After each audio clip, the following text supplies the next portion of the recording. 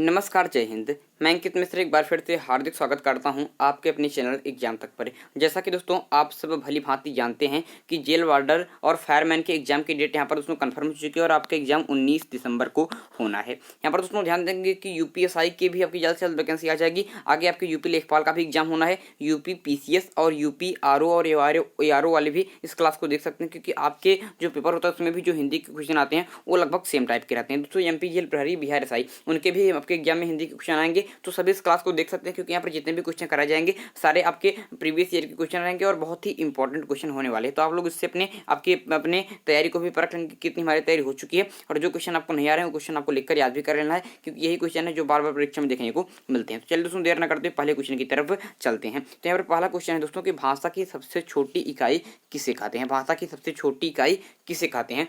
तो दोस्तों इसका सही उत्तर क्या हो जाएगा, शब्द, व्यंजन, स्वर या फिर वर्ण। 2 से 3 सेकंड का समय आपको मैं दूंगा यहाँ पर प्रश्न पढ़ते समय, जिससे आप लोग समझ सकें, और लास्ट में बताएंगे कि आपका स्कोर इसमें से कितना रहा। क्वेश्चन की संख्या मैं बता दूंगा, आप लोग अपना स्कोर बता दीजिएगा कि कितने स्कोर आपने यहाँ पर किए हैं। तो यहाँ पर पहला क्वेश्चन था दोस्तों कि भाषा की सबसे छोटी इकाई किसे कहते हैं। तो आपका डी हो जाएगा कि वर्ण कहते हैं। क्या कहते हैं, वर्ण को भाषा की सबसे छोटी इकाई कहते हैं। फिर दोस्तों बात करेंगे वर्ण अक्षर की, तो अक्षर के समूह से किसका निर्माण होता है, आपके शब्द का निर्माण होता है। बात करेंगे वर्ण की, तो वर्ण 2 प्रकार के होते हैं। एक होता है उसमें स्वर, एक होता है आपका स्वर, एक होता है आपका व्यंजन। स्वर की बात करेंगे दोस्तों, स्वर की बात करेंगे तो इनका जो उच्चारण होता है ये बिल्कुल स्वतंत्र होता है, और जो आपके व्यंजन होते हैं इनका उच्चारण दोस्तों आपके स्वर पर आधारित होता है। स्वर एक होता है आपका छोटा आ, ये सभी आपके जितने भी व्यंजन होते हैं, जैसे का है आपका, तो ये आपकी इस प्रकार से मिलकर बना होता है, तो उसमें आपका लगा रहता है। कहने का मतलब कि जितने भी व्यंजन हैं वो आपके स्वर की सहायता से बोले जाते हैं। तो आपका स्वर आपका स्वतंत्र होता है और व्यंजन आपके स्वर पर डिपेंड रहता है। तो समझ के होंगे कि क्या होता है स्वर, क्या होता है व्यंजन, क्या होते हैं वर्ण, और क्या होते हैं आपके शब्द। चलिए दोस्तों अब अगले क्वेश्चन की तरफ चलते हैं। निम्नलिखित शब्दों में से किस शब्द के द्वितीय व्यंजन हैं। द्वितीय व्यंजन के बारे में आप लोग भली भांति जानते भी होंगे, अगर जो नहीं जानते वो जान लेंगे कि जहां पर जैसे दोस्तों आपकी एक शब्द है, आपकी ये इडुक्की, आपका एक शब्द आपने पढ़ा होगा इडुक्की,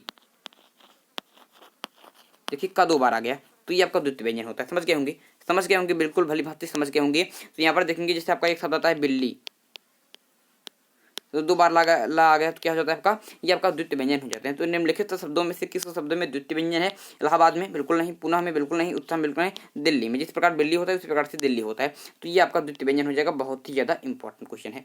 यहाँ पर जिनका भी दोस्तों एक कॉलम बनाए, हमारा पहला क्वेश्चन सही, दूसरा क्वेश्चन गलत, तीसरा क्वेश्चन सही, चौथा क्वेश्चन गलत, तो समझ लेंगे कि अंतिम में कितने क्वेश्चन आपने किए और उसमें से कितना क्वेश्चन आपका सही हुआ। अपने स्कोर भी हमें कमेंट बॉक्स में अवश्य बताएगा। सारे दोस्तों प्रीवियस ईयर के क्वेश्चन है, आप इन सारे क्वेश्चनों को याद रखेंगे। हिंदी शब्दकोश में जो 6 है दोस्तों, ये आपका ये क्रम किस वर्ण की बात आता है। ये क्वेश्चन कम से कम दोस्तों 50 बार परीक्षा में पूछा गया होगा, और आप लोगों के भी जुबान पर भी क्वेश्चन आ गया होगा। इच्छा दोस्तों आपके जो कि हिंदी का वर्णमाला होता है उसमें 2 प्रकार की चीजें होती है, एक होता है आपका स्वर, एक होता है व्यंजन। उसमें व्यंजन की बात करेंगे तो व्यंजन के भी कई सारे पार्ट होते हैं। कभी आपका दोस्तों स्पर्श व्यंजन होता है, कोई आपका अंतस्थ व्यंजन होता है, कोई स्पर्श व्यंजन होता है आपका, कोई आपका अंतस्थ व्यंजन होता है, कोई आपका संघर्ती व्यंजन होता है, और एक होता है दोस्तों आपका संयुक्त व्यंजन। एक होता है उसमें ही आपका संयुक्त व्यंजन। संयुक्त व्यंजन से कहते हैं जो 2 व्यंजनों के मेल से बना हुआ होता है। जैसे इसी में बात कर लूँ छ की ही, तो दोस्तों क और ये स इससे मिलकर बना हुआ होता है। तो छ का क्रम किस वर्ण की बात आता है, आपके क की बात आता है, आपका ए विकल्प बिल्कुल सही हो जाएगा। इसी प्रकार से अगर मैं बात करूँ ज्ञ की, तो ज्ञ किससे मिलकर बना है, ज और पहला वाले में हलंत रहेगा, ज और इया से मिलकर बना हुआ है। इसी प्रकार से तरह की बात करेंगे तो ता और र से मिलकर बना हुआ है। सरा की बात करेंगे तो सिटी वाले सा और र से मिलकर बना हुआ है। ये सब चीजें आप लोग ध्यान रखेंगे। ऐसा भी क्वेश्चन पूछता है कि संयुक्त व्यंजनों की संख्या कितनी है 4 है। देखिए यहाँ पर हिंदी शब्दकोश में 6 का क्रम किस वर्ण की बात आता है, आपका ए से हो जाएगा, क के बाद आता है, क्योंकि क के बाद 7 है, उसके बाद आपका 6 बनता है। नेक्स्ट क्वेश्चन आपका कि जो 6 है ये ध्वनि मूल रूप से किस स्वर के अंतर्गत आती है। जो 6 ध्वनि किस स्वर के अंतर्गत आती है, किस व्यंजन के अंतर्गत आती है, क्वेश्चन में होना चाहिए था, बैंक के एग्जाम में पूछा गया क्वेश्चन।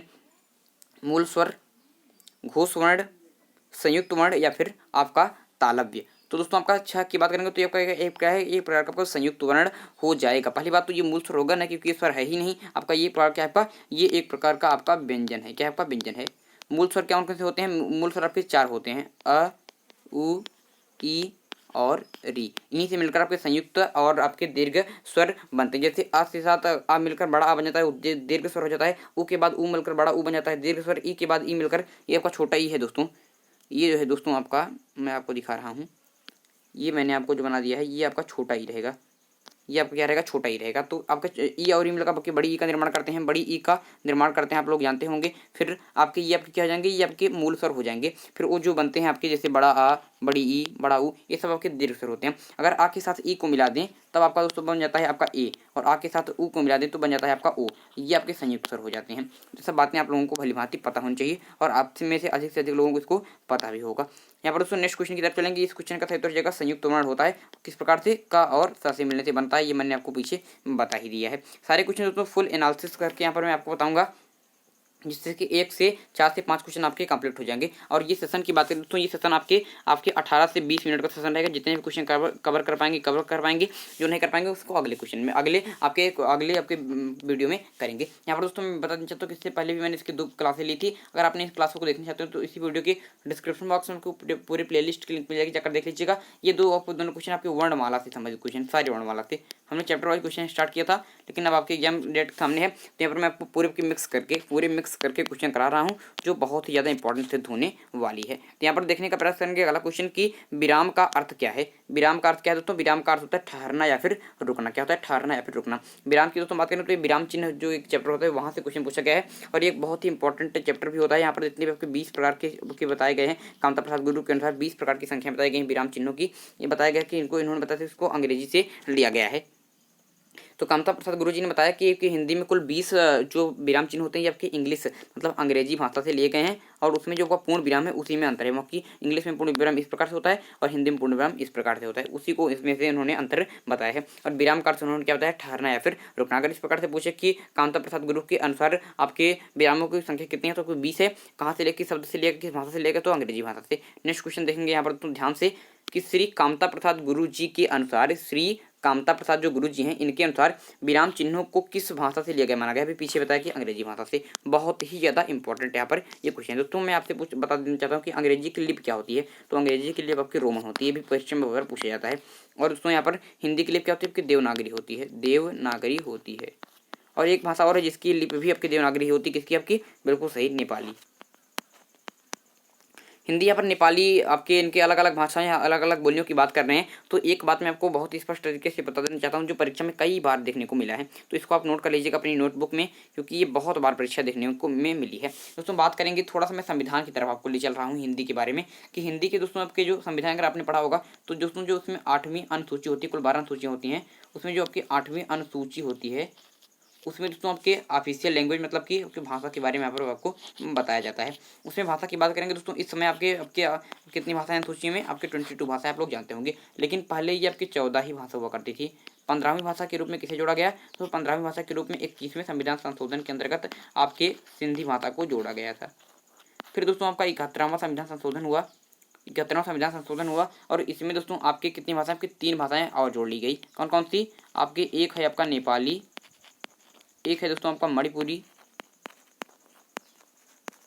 और एक है दोस्तों आपका कोंकणी। तो ये इस प्रकार से जोड़ ली गई। इसके बाद दोस्तों आप कितना हो गया, आपके 18 भाषा हो गई।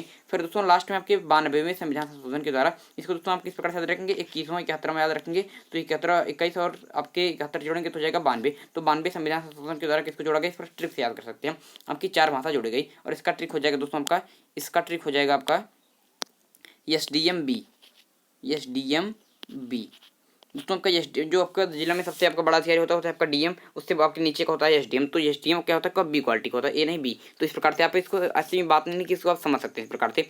यस से दोस्तों क्या हो जाएगा, वो संथाली हो जाएगा, D से क्या होगा, डोंगरी हो जाएगा, M से मैथिली हो जाएगा, और B से आपका बोडो हो जाएगा। तो ये 4 भाषाएं आपसे जोड़ी गई थी। और इसी 71वें संविधान संशोधन में जो 3 भाषा जोड़ी गई, इसे आप नमक से याद कर सकते हैं। ट्रिक है आपका नमक, न से नेपाली, म से मणिपुरी, क से कोंकणी। इस प्रकार से ट्रिक से सारी चीज़ें याद होंगी। ठीक है, आपकी इसमें सिंधी, इसमें आपके नमक से आप याद कर सकते हैं, इसमें SDM B से याद कर सकते हैं, इसमें 21वां संविधान संशोधन, इसमें 71वां संविधान संशोधन, और इसको दोनों जोड़ देंगे तो आ जाएगा 92। तो इसे ट्रिक से याद कर सकते हैं कि ये 92वां संविधान संशोधन था। तो ये परीक्षा में बहुत बार पूछा जाता है, इसको आप याद कर लेंगे। ऐसे क्वेश्चन पूछेगा कि 92वें संविधान संशोधन के द्वारा किस भाषा को नहीं जोड़ा गया। आपको इसमें से 3 रहेगा, एक देगा सिंधी। तो आप लोग जानते हैं इसको तो आपकी 15वीं भाषा के रूप में जोड़ा गया था।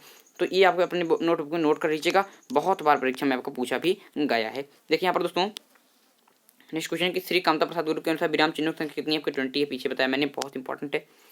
और सारे 20 चिन्ह आपको याद होने चाहिए, क्योंकि वो चिन्ह देकर क्वेश्चन पूछे। जैसे यहाँ पर पूछा गया कि अल्प विराम किसके चिन्ह है आपका, अल्प विराम दोस्तों आपका ये होता है, ये दोस्तों आपका अर्ध विराम का चिन्ह है। ये आपका दोस्तों क्या है दोस्तों, ये आपके उद्धरण और या फिर अवतरण चिन्ह का आपका है, ये आपका, ये भी दोस्तों आपका, ये आपके सिंगल नोटेड काम है, आपका डबल नोटेड काम है। आप लोग इसको तो बड़ी बात समझे होंगे आपके, क्या आपका आपके आपके उद्धरण चिन्ह होता है, बहुत इंपॉर्टेंट है। नेक्स्ट क्वेश्चन आपका है दोस्तों कि सदाचार में उपसर्ग है, सदाचार में कौन सा उपसर्ग होता है, ये आपसे पूछा गया है। आप लोग ये पिछला क्वेश्चन समझ गए कि नहीं, कि आपका क्या दोस्तों आपका ये कौन सा चिन्ह है, ये आपका अवतरण या फिर उद्धरण चिन्ह है, आप लोग समझ नहीं पाए होंगे। ये कौन सा चिन्ह दोस्तों, ये जो दो वाला चिन्ह होता है दोस्तों, ये आपके होता है पुनरुक्ति सूचक चिन्ह होता है, ये आपके पुनरुक्ति सूचक चिन्ह होता है। लेकिन ये आपके दोनों इसी तरफ मूव कर रहा है, थोड़ा सा यहाँ पर गड़बड़ी हो गई थी। ये आपका है, ये आपका अवतरण पे उद्धरण चिन्ह होता है। सब बातें आपको पता होनी चाहिए। इंग्लिश मैंने बोल दिया, शायद आप लोगों को समझ में आया होगा, इसलिए मैंने आपकी हिंदी में बता दी। यहाँ पर देखिए दोस्तों कुछ क्वेश्चन आपके पीसीएस मेंस के भी पूछे गए हैं। इसमें क्वेश्चन आपके प्रीवियस ईयर के ही थे, यहाँ पर लिखा नहीं गए, कुछ बैंक के एग्जाम के, कुछ बीएड एग्जाम के, और अब आपके जो क्वेश्चन है आपके ये पीसीएस के क्वेश्चन है। तो यहाँ पर दोस्तों जेल वार्डर की तैयारी कर रहे हैं, वो ये मत सोचेगा कि तो पीसीएस पेपर हमारे में नहीं आएगा। जो कि हिंदी के क्वेश्चन होते हैं तो ये सारे सेम क्वेश्चन होते हैं, आपके पेपर में भी, आपके इनके पेपर में सारे क्वेश्चन सेम आते हैं। तो सभी इस क्लास को देखेंगे और सभी को निश्चित रूप से फायदा करेगा। अगर आप लोग हिंदी के सारे क्वेश्चन कर लेंगे तो आपके 90% क्वेश्चन आपको इसी में से देखने को मिल जाएंगे। और आप लोगों के मैं कर रहा हूँ, क्योंकि अगर आपने आपके पेपर में 35 क्वेश्चन पूछ जाएगा तो आपके 30 के 5 पूरे 35 क्वेश्चन आप आसानी के साथ कर देंगे, कोई दिक्कत आपको नहीं होने वाली। बस आपकी प्रैक्टिस बनी रहनी चाहिए दोस्तों। पर्यायवाची अगर आप क्वेश्चन परीक्षा में बहुत बार पूछा जाए पर्यायवाची से, तो पर्यायवाची से भी मैंने 2 क्लासें ली हैं और बहुत महत्वपूर्ण आपके पर्यायवाची कराए गए हैं। अगर आप लोग देखना चाहते हैं तो इसी वीडियो के डिस्क्रिप्शन बॉक्स में और आई बटन पर आपको लिंक मिल जाएगी, जाकर देख लीजिएगा। आपको दोस्तों एक लिंक मिल जाएगी प्लेलिस्ट में, आपको जाएंगे डिस्क्रिप्शन बॉक्स में एक प्लेलिस्ट मिल जाएगी हिंदी के संपूर्ण वीडियो की प्लेलिस्ट, तो उसे खोलेंगे तो वहीं पर आपको ये वीडियो प्राइवेसी वाला मिलेगा और बहुत सारी वीडियो मिलेंगे। अगर आप जाकर वहाँ पर अपने प्रैक्टिस भी कर सकते हैं, क्वेश्चन भी देख सकते हैं और अपने इस प्रकार से के जो थ्योरी वाइज वीडियो है उसको भी देख सकते हैं। उच्चारण स्थान का वीडियो, प्राइवेसी का वीडियो, सारी जाकर देखिए और चैनल को सब्सक्राइब कर लीजिए, क्योंकि यहाँ पर सारी फ्री क्लासेस चलती है बहुत ही इंपॉर्टेंट तरीके से। आप लोग सोच रहे होंगे कि चलिए हमारी हिंदी की तो तैयारी हो जाएगी, लेकिन हमारी जीके की तैयारी कैसे हो, जो एक बहुत ही बड़ा अहम रोल करता है आपके सिलेक्शन के लिए, आपके जीके की तैयारी कैसे हो, जीके जीएस की। तो इसके लिए भी दोस्तों, इसके लिए भी हमने आपके लिए कुछ सोचा है, देखिएगा। इसके लिए भी दोस्तों हमारे पास ये क्लास आपकी चल चुकी हैं जीके जीएस की, यहाँ पर स्पेशल किसकी, जीके जीएस की, यूपी जेल वार्डर फायरमैन ईसाई के लिए, एनटीपीसी ग्रुप डी के लिए ऐसे महत्वपूर्ण क्वेश्चन वहाँ पर भी कराए जा रहे हैं जो परीक्षा में लेते हैं। 90% क्वेश्चन आपको यहीं से देखने को मिलेंगे। अगर आप देखना चाहते हैं तुरंत चैनल को सब्सक्राइब कर लीजिए। आपकी ये क्लासें लगातार आती है, सारी फ्री बैच की क्लासें हैं, जाकर अवश्य देखिए। हिस्ट्री की क्लास यहाँ पर हमारे वहाँ पर चल रही, क्वेश्चन कराए जा रहे हैं, महत्वपूर्ण प्रश्न श्रृंखला चल रही है हिस्ट्री की भी, यहाँ पर खास हिस्ट्री क्वेश्चन चल रहे हैं। इन सारे क्वेश्चनों को देखिए। एनटीपीसी ग्रुप डी से जीके क्वेश्चन कराए जा रहे हैं, सभी एग्जाम के लिए इंपॉर्टेंट है, तो आप लोग भी आकर इन क्वेश्चनों को भी दीजिए। यहाँ पर सारे क्वेश्चन जो कराए जाते हैं सबके नाम अलग अलग है, लेकिन जीके जीएस के क्वेश्चन सब में हो जाते हैं। तो एनटीपीसी ग्रुप डी वाला एग्जाम यहाँ पर जाकर दीजिए, धुआंधार मॉक टेस्ट दीजिए। सारी क्लासेस चल रही है, अभी तक 2 क्लासेस दोस्तों हुई हैं, यूपीएसआई जेल वार्डर फायरमैन की 2 क्लासेस अभी तक हुई हैं। जाकर दोनों क्लासों को पूर्ण कर लीजिए और इंपॉर्टेंट क्वेश्चन कर लीजिए। आगे वाले समय भी आपको बहुत सारी वीडियो आप आते रहेंगे। और आगामी 2 अक्टूबर को महात्मा गांधी की जयंती, उससे पहले मैं आपको एक वीडियो लाऊंगा कि महात्मा गांधी से जो महत्वपूर्ण क्वेश्चन परीक्षा में पूछे जाते हैं, बहुत क्वेश्चन पूछे जाते हैं महात्मा गांधी से, उसको मैं आपको एक वीडियो में कंप्लीट करा दूंगा। तो सारी तैयारी एग्जाम चैनल के माध्यम से को कराई जा रही है। आप लोग तुरंत देर नहीं करेंगे, चैनल को सब्सक्राइब कर लेंगे महत्वपूर्ण वीडियो लगातार पाने के लिए। तो चलिए दोस्तों अगले क्वेश्चन की तरफ चलते हैं। तो यहाँ पर दोस्तों आपका क्वेश्चन है कि सदाचार में उपसर्ग क्या है दोस्तों। सदाचार में दोस्तों आपका सत उपसर्ग जुड़ा हुआ है, सत धन आचार, इस प्रकार से दोस्तों आपका सदाचार बना हुआ है। समझ गए होंगे, बहुत इंपॉर्टेंट है दोस्तों। उपसर्ग की बात करेंगे, मैंने आपको कई बार बताया कि उपसर्ग और प्रत्यय जो 2 शब्दांश होते हैं, जो आपके उपसर्ग होते हैं, ये शब्द के दोस्तों आदि में, आदि मतलब प्रारंभ में, आदि मतलब आपके प्रारंभ में आपके जुड़ते हैं, और जो आपके प्रत्यय होते हैं ये आपके अंत में जुड़ते हैं, आदि और अंत में जुड़ते हैं। ठीक है, समझ गए होंगे। इसे मैं कह दूँ टिकिया, तो उसमें ईया जो है आपके प्रत्यय लगा हुआ है, तो इस प्रकार से पीछे लगता है। देखिए यहाँ पर नेक्स्ट क्वेश्चन की अत्युक्ति में उपसर्ग क्या दोस्तों, अत्युक्ति दोस्तों आपका अति उपसर्ग जुड़ा हुआ है, जो आपका अति धन उक्ति बराबर हो जाता है आपका अत्युक्ति। ये आपका यण संधि काफी बनता है कुछ प्रकार से, इसी प्रकार से यण संधि आपके, इसमें ई के बाद अगर हुआ है तो यह हो जाता है, तो क्या अत्युक्ति, उस प्रकार से ये बना हुआ है, बहुत इंपॉर्टेंट है। इस प्रकार की चीज याद रखेंगे कि अति उपसर्ग है। जो उपसर्ग वाला कॉन्सेप्ट होता है दोस्तों, ये आपकी संधि से मिलकर चलता है। जो उपसर्ग वाला आपके कॉन्सेप्ट होता है ये आपके संधि से मिलकर चलता है। किससे चलता है आपके, किससे मिलकर चलता है आपको दोस्तों, ये आपके संधि से मिलकर चलता है। समझ गए होंगे, इसको समझ रहे होंगे। देखिए नेक्स्ट क्वेश्चन की सदाचार व संरक्षण में उपसर्ग है, नहीं सदाचार समादर, समादर व संरक्षण में उपसर्ग कौन सा, ये आपसे पूछ रहा है दोस्तों। इसमें दोनों में आपके सम उपसर्ग है, क्या आपका सम उपसर्ग है। इंपॉर्टेंट तरीके से याद रखेंगे तो आसानी से याद रहेगा। सारे यूपी पीसीएस के यहाँ पर क्वेश्चन आपको मिल रहे हैं, समझ गए होंगे। लेकिन कितने सिंपल से क्वेश्चन पीसीएस मेंस में पूछे गए समझिए। 1998 में आपके किसमें 104 में सब उपसर्ग से बता लेंगे। पीसीएस मेंस में पूछा गया कि अत्युक्ति में अति बता लेंगे। देखिए पीसीएस के क्वेश्चन भी सिंपल है, सारे क्वेश्चन ऐसे पूछ जाते हैं। समादर और संरक्षण कौन सा उपसर्ग आपका सम उपसर्ग है।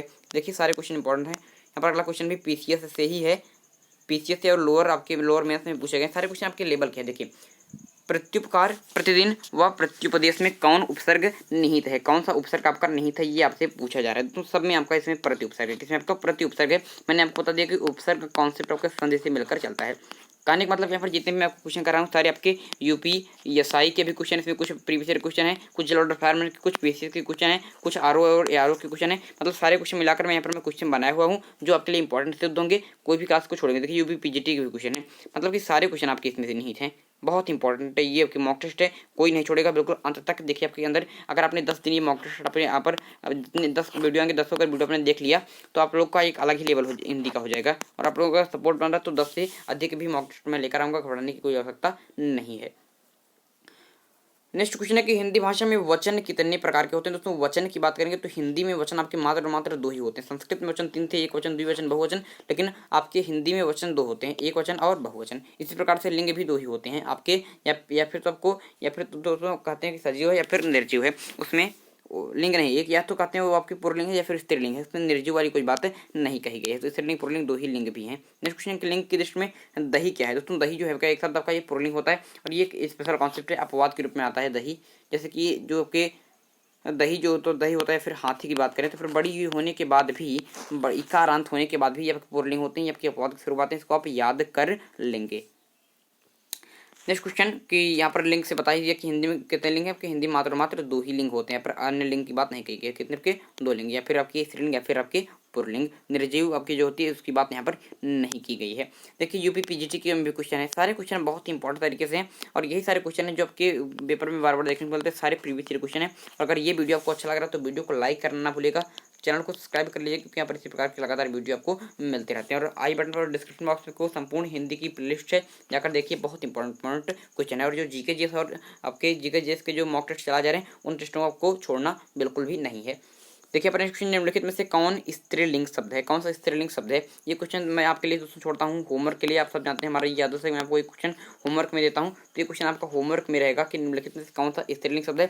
इस क्वेश्चन का आंसर आप लोग देंगे किसमें, आपके कमेंट बॉक्स में। हमें आपके कमेंटों का इंतजार रहेगा। और जो 2 वीडियो से पहले भी मैंने हिंदी कराए हैं उस क्वेश्चनों को जाकर अवश्य कर लीजिएगा। एक क्वेश्चन दोस्तों आपको बच रहा है, इस क्वेश्चन को मैं कर दे रहा हूँ कि सुंदरता में कौन सी संज्ञा है। व्यक्तिवाचक संज्ञा दोस्तों जिसमें किसी विशेष व्यक्ति की बात की जाए, जैसे राम जाता है तो उसमें आपके विशेष कौन है, राम है। विशेष किसी व्यक्ति के बारे में कहा जाए तो उसे कहते हैं आपके सुंदर, आपके क्या है व्यक्तिवाचक। जातिवाचक किसी जात के बारे में बताया, जैसे राम तो यहाँ पर स्पेशल था, लेकिन मैं कहता हूँ विद्यार्थी जाते हैं तो यहाँ पर विद्यार्थी पूरी जांच की बात कर रही थी, आपकी जांचवाचक के। समूहवाचक पूरे समूह की बात करें, कि भेड़े या फिर आप कह दे कि आपकी जनता में पूरे जनता आ गई, ये समूह की बात हो गई। और भाववाचक जो भाव को बताए, सुंदरता एक भाव को, एक गुण को, एक धर्म को बताती है, इसलिए इसे आपके ये भाववाचक संज्ञा में जाएगा। बहुत इंपॉर्टेंट क्वेश्चन है। आपके भाववाचक संज्ञा इंग्लिश में कहते हैं एब्स्ट्रैक्ट नाउन, जो आपके लिए इंपॉर्टेंट नहीं है, आपको हिंदी में ही पता होना चाहिए। तो यहाँ पर थोड़े ही समय में हमने आपके 18 मिनट में 16 क्वेश्चन कर लिया और एक क्वेश्चन से हमने लगभग 3 क्वेश्चन किए हैं। तो कुल 58 क्वेश्चन लगभग, और मान ले तो लगभग 50 क्वेश्चन मैंने आपको एक ही वीडियो में कंप्लीट करा दिए। 10 वीडियो आएंगे, अगर 10 वीडियो में 50 क्वेश्चन मतलब 500 क्वेश्चन आप लोग यहाँ पर करके जाएंगे। और इसके बाद तो दोस्तों आपके एक भी क्वेश्चन यहाँ से बाहर जाने वाला नहीं है। तो ये सीरीज बहुत ही इंपॉर्टेंट थी। अगर आपको ये क्वेश्चन अच्छे लगे हों तो वीडियो को कर लीजिएगा लाइक, चैनल को कर लीजिएगा सब्सक्राइब, क्योंकि यहाँ पर इसी प्रकार की वीडियो लगातार मिलते रहते हैं। चलो दोस्तों आज के लिए आपसे रहते हैं विदा। अगले वीडियो में एक नए टॉपिक के साथ फिर होगी मुलाकात। तब तक के लिए मुझे दीजिए इजाजत। मैं हूं अंकित मिश्र और आप देख रहे हैं एग्जाम तक। धन्यवाद।